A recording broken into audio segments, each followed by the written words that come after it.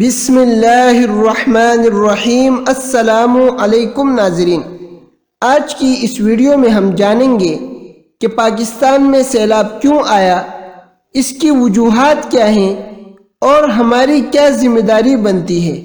تو آئیے ویڈیو کو شروع کرتے ہیں۔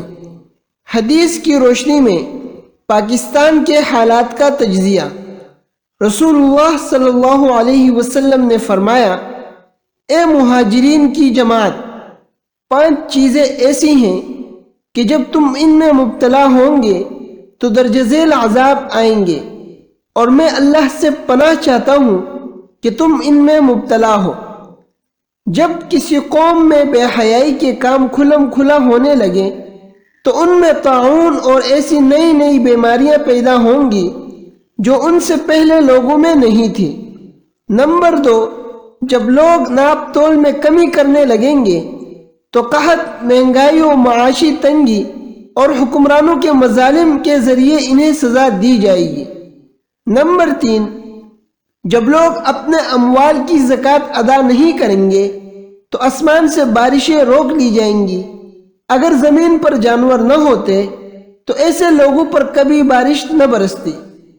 نمبر 4، اور جب لوگ اللہ اور اس کے رسول سے کیے عہد و پیمان توڑیں گے تو ان پر دشمن مسلط کیے جائیں گے جو ان کی جمع پونجی لوٹ کر لے جائیں گے۔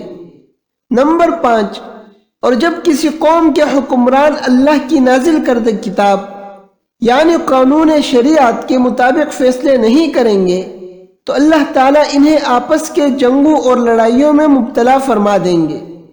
ناظرین، یہ حدیث کا حوالہ ہے۔ ناظرین، سیلاب کے ان المناک دنوں میں ہماری ذمہ داری کیا ہے اور ہمیں کیا کرنا چاہیے؟ سب سے پہلے ہم سب توبہ و استغفار کا کثرت سے اہتمام کریں۔ نمبر 2، گناہوں کو چھوڑ کر تقویٰ کے راستے کو اپنا لیں۔ نمبر 3، ملک کے حالات کی بہتری کے لیے اللہ سے گڑ گڑا کر دعائیں کریں۔ نمبر 4، 5 وقت نمازوں کا اہتمام کر کے اللہ سے مانگے۔